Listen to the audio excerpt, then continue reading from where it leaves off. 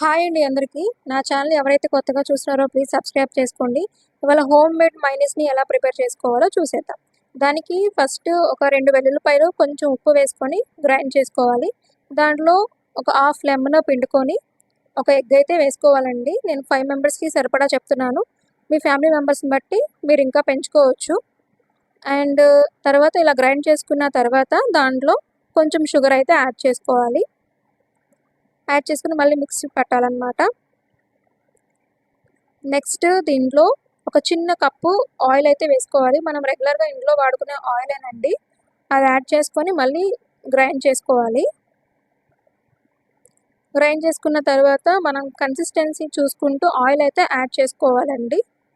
Oil వేసుకొని మళ్ళీ grind చేసుకోవాలి. చూసారా, మైనీస్ ఈజ్ రెడీ. ఇది పిజ్జా, బ్రెడ్ టోస్ట్‌లోకి చాలా బాగుంటుంది. ట్రై చేయండి.